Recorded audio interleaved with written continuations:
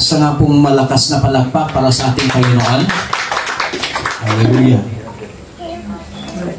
Itong linggo pong ito, itong buwan pong ito, ay ang buong City of God dito po sa North Luzon Region ay tatalakayin po yung paksang Committed Heart.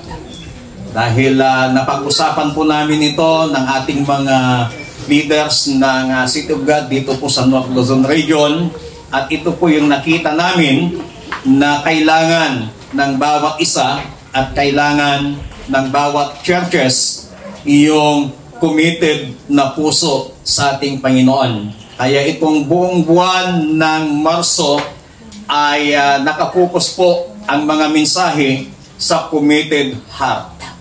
Dahil napakahalaga po, ang tinitingnan po ng Panginoon ay ang ating pong puso. Hindi po yung ating mga abilidad, hindi po yung ating makakayahan, hindi po yung ating mga talino, kundi ang tinitingnan po ng Panginoon ay kung gaano po kakumit yung ating puso sa paglilingkod sa Panginoon.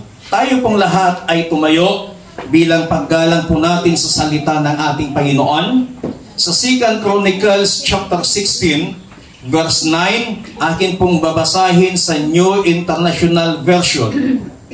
For the eyes of the Lord reigns throughout the earth to strengthen those whose hearts are fully committed to Him. You have done a foolish thing, and from now on you will be at war. Sa magandang balita Biblia, nagmamasid si Yahweh sa buong daigdig upang tumulong sa lahat ng tapat sa Kanya. Dahil sa kahangalan mong ito, mula ngayon lagi kang magkakaroon ng digmaan. Pagpalain ng Panginoon ang Kanyang mga salita na atin pong nabasa. Maaari na po kayong umupo. So papansinin po natin yung sinabi ng salita ng ating Panginoon na ang mata ng Diyos, sabi niya, ay nagmamasid sa buong kalupaan upang palakasin ang mga taong tapat sa Kanya. For the eyes of the Lord reigns throughout the earth to strengthen those whose hearts are fully committed to Him. Sino daw po yung pinagmamasdan ng Panginoon? Yung mga taong tapat ang puso sa Kanya. Ano po bang ibig sabihin ng salitang committed heart? A committed heart has passion and a strong sense of purpose of life. Yung isang tapat na puso sa Panginoon, ito ay yung may malalim na pagmamahal at matatag na layunin sa buhay. Hindi lamang sa pamamagitan ng paniniwala, but isang malalim na debosyon na kung saan ay nagmamahal sa ating Panginoon. Kapag sinabi nating committed, when a person is committed to a task, when a person is committed to a calling, a vocation, or an ideology, anumang mangyari, tatayuan at tatayuan nila yan. Hindi nila basta-basta iiwan yan, yayakapin at yayakapin nila sapagkat sila po ay committed sa isang paniniwala, sa isang trabaho, sa isang katawagan. Kung tayo po ay pupunta sa bangko upang humiram ng pera, meron tayong pipirmahang kontrata. Ibig sabihin, pagpirma mo ng kontrata, you are committed. Kapag ikaw naman ay papasok sa army, you commit yourself to be a soldier. Ibig sabihin, you are committed. When you take a job to work, you are committing to do your best. Ibig sabihin, you are committed. Pag ikaw ay nagtrabaho, anumang trabaho ang in-applyan mo, pinagtatrabahoan mo, ginagawa mo ang the best, ginagawa mo ang lahat ng makakaya mo, ibig sabihin, you are committed. When you join a church, you commit to be here and to give your tithe, and support it, ibig sabihin, you are committed. Kapag ikaw ay sumali o naging miyembro ng isang iglesia, ng isang simbahan, at lagi kang naroon at nagbibigay ka para sa gawain ng Panginoon, you are committed. At kapag ikaw ay nagdesisyon na sumunod sa ating Panginoong Hesus, ibig sabihin, you are committed. So lahat ng ating ginagawa, kailangan tayo po ay committed. Kahapon po sa aming meeting, inilalagay po nila akong club president sa aming grupo, hindi ko po tinanggap. Unang-una, commitment ang kailangan. Sabi ko sa kanila, sa aming gobernador, Kuya Gob, hindi ko kaya yung commitment na gagawin. Kapag tinanggap ko yung inaalok nyo, sabi ko sa kanila, ayaw kong mapulaan nyo ako. Ayaw kong may masabi kayo balang araw sa akin na hindi ko naman ginampanan yung aking tungkulin as a president. Ibigay na lamang po natin sa iba. So kapag tumanggap po tayo ng anumang responsibilidad, ibig sabihin, you are committed. Pag ikaw ay tumanggap o tinanggap mo yung responsibilidad na pagiging worship leader, pagiging backup worship leader, you are committed. Merong commitment na kailangan. So lahat ng ating ginagawa, lalong-lalo na sa paglilingkod natin sa Panginoon, sa pagpapagamit natin sa Diyos, ang hinahanap ng Panginoon ay hindi yung galing, ang hinahanap ng Panginoon ay hindi yung talino, kundi ang hinahanap ng Panginoon yung pusong tapat na nagpapagamit sa Kanya, yung pusong tapat na sumusunod sa Kanya, yung pusong tapat na naglilingkod sa ating Panginoon. Kaya nga, napakaganda yung sinabi niya sa ating teksto na, for the eyes of the Lord range throughout the earth to strengthen those whose hearts are fully committed to Him.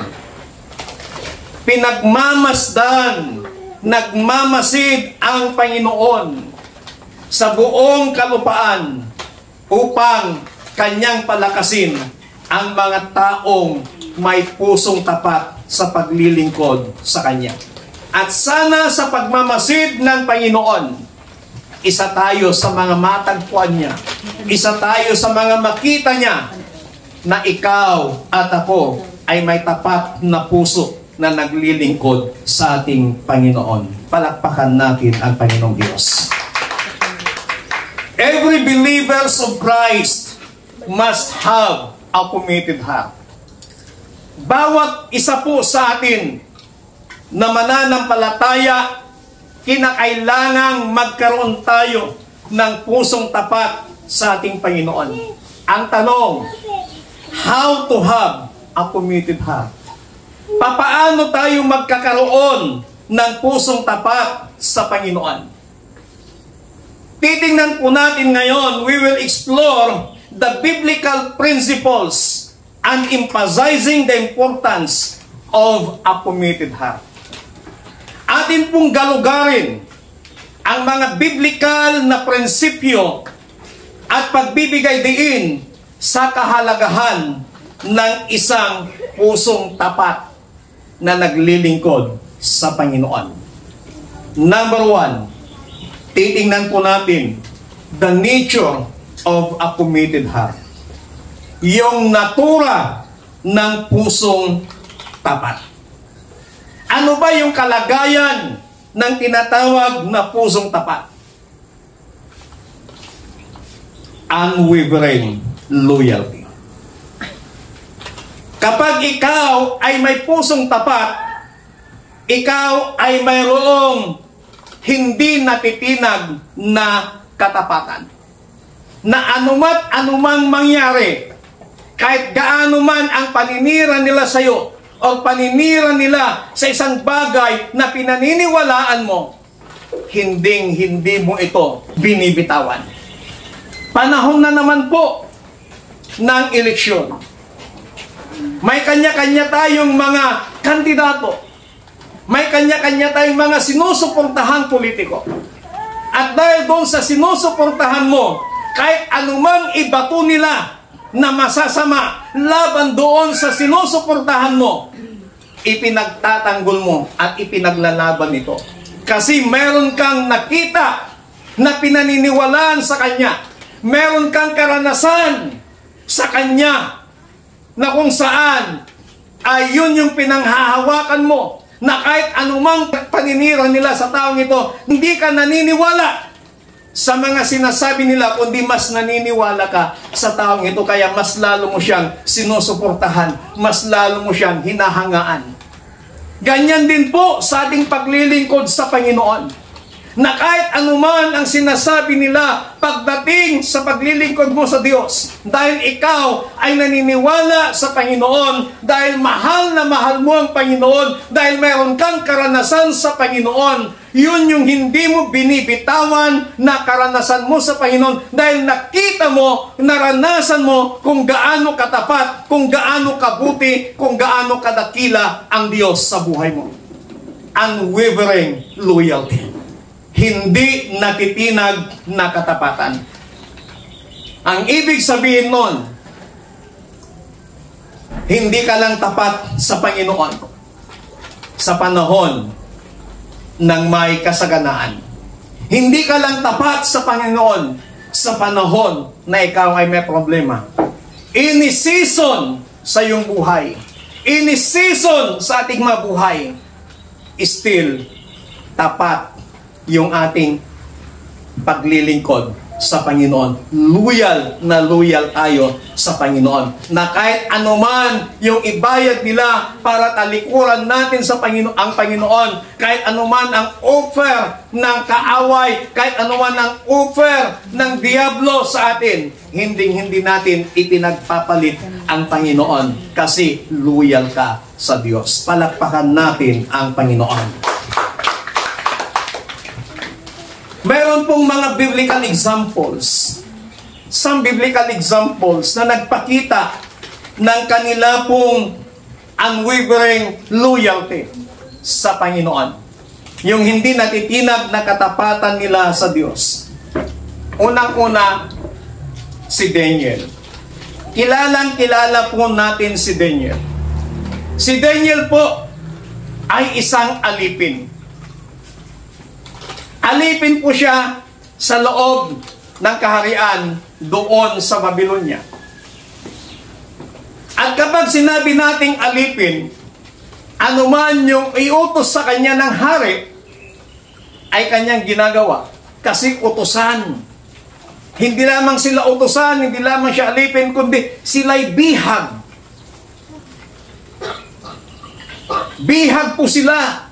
Kaya wala po silang freedom na gawin yung gusto nilang gawin. Dahil meron po silang boss, meron silang amo, meron silang pinaglilingkuran na nagpapasahod sa kanila. Meron silang pinaglilingkuran na kung saan libre yung kanilang pagkain. Pero sa loob ng pagiging alipin at pagiging bihag ni Daniel sa loob ng Babylonia, still si Daniel ay naging tapat sa ating Panginoon. At hanggang sa dumating yung time na marami nang naiinggit kay Daniel. Kasi ang bihag na ito, ang aliping ito, ay naging kanang kamay ng hari. Siya ang tagahanda ng pagkain ng hari. Hindi pwedeng kakain ng hari kung hindi si Daniel ang maghahanda ng pagkain ng hari. At kapag ibang taong maghanda, hindi kakain ang hari. So makikita po natin ngayon yung tiwala ng hari kay Daniel. Dahil ipinakita ni Daniel na yung kanyang pagtatrabaho doon sa Babylonia, nagtatrabaho siya, hindi lamang makalibre lang ng pagkain, kundi mahal niya yung kanyang ginagawa. At hindi lamang mahal ni Daniel yung kanyang trabaho, kundi nagmamalasakit siya doon sa hari. Yun yung nakita ng hari. Kaya, na-promote si Daniel. At dahil doon, maraming nainggit kay Daniel. Hanggang sa binulungan nila ang hari. Na sa loob ng 30 araw, kinakailangang sila po ay luluhod o sasamba sa Diyos na hindi naman ang Diyos na buhay. At nung malaman ni Daniel na napirmahan na ng hari ang kautosan ito, alam niyo ho, ang ginawa ni Daniel, siya po ay patuloy na nanalangin sa Panginoon. At ang sabi ng Biblia, 3 times a day na nanalangin si Daniel, gaya ng kanyang nakagawian. Nung sila po ay nanganganib yung kanilang buhay, mas lalo pong nanalangin, mas lalo pong lumapit, mas lalo pong kumapit si Daniel sa Panginoon. At ang kaparusahan ng hindi susunod sa utos ng hari, itatapon doon sa kulungan ng mga leon. At bago yun, ipinag-utos din ng hari na hindi nila pakakainin ang mga leon, upang sa ganon, magugutom ng magugutom ang leon. At alam nyo ho, dahil sa mas lalong nagtiwala si Daniel sa Panginoon, ipinakita niya yung kanyang loyalty sa Diyos. Yung kanyang unwavering loyalty sa Panginoon. Na kahit bingit na ng kamatayan, kahit buhay pa ang kamalit, hindi siya susunod doon sa kagustuhan ng hari, sa kagustuhan ng mga taong naiinggit sa kanya. Kaya ang ginawa ni Daniel, mas lalo siyang nanalangin sa Panginoon. Pero yun pala ay pinagmamasdan siya ng mga taong naiinggit. Pinagmamasdan siya ng mga taong marites doon sa Babylonia. At lahat ng kilos, lahat ng ginagawa ni Daniel, ipinaparating nila kay hari. At doon nagalit ang hari. Kaya ipinag-utos niya na itapon si Daniel sa kulungan ng mga leon. At nung itinapon na si Daniel sa kulungan ng mga leon, ang Diyos inutusan niya ang kanyang anghel upang isara ang mga bibig ng mga leon. At pagkatapon, hindi po nilapa ng leon si Daniel. At palakad-lakad siya doon sa kulungan ng mga leon, na kaibigan na niya ang mga leon. Mistulag naging maamo ang mga leon. Nang sumilip ang hari, ang sabi niya, Daniel, sinaktan ka ba ng mga leon? Nakita ng hari, palakad-lakad lamang si Daniel kasama ang mga leon. Kaya ang ginawa ng hari, inutusan niya ang kanyang matauhan na iahon si Daniel. At yung mga nagtapon kay Daniel, yun ang inutusan ng hari na itapon doon sa kulungan ng mga leon. At ang sabi ng Biblia, hindi pa nakakasayad sa lupa ang paa ng mga taong itinapon sa leon, dahil sa gutom nila, nilapanan nila ang mga ito. So makikita po natin yung unwavering loyalty ni Daniel. Daniel refused to compromise his faith even when facing persecution. Hindi niya ikinompromiso yung kanyang pananampalataya sa Panginoon kahit nakamatayan ang kapalit. Still, pinakita niya yung kanyang loyalty sa Diyos at yung kanyang loyalty sa Panginoon. Doon iniligtas siya ng Panginoon sa tiyak na kapahamakan, sa tiyak na kamatayan. Pangalawa, na nagpakita ng kanilang loyalty sa Panginoon, sina Pablo at Silas. Itong sina Pablo at Silas, dahil sa kanilang pangangaral ng salita ng Panginoon, sila po ay hinuli at ikinulong. At yung kanilang pagkakakulong sa kanila, nilagyan pa po nila ng kandado. Tanikala yung kanilang mga paa. Tanikala yung kanilang kamay. Kahit na sila ay nasa loob na ng kulungan, meron pa rin tanikala yung kanilang mga paa. Wala pong kasalanan sina Paul at Silas. Ang tanging ibinabato lamang sa kanila ay ang pangangaral nila ng salita ng Panginoon. Because of the Roman Empire, ipinagbabawal nila ang ginagawa ni na Pablo at Silas na pangangaral ng salita ng Panginoon.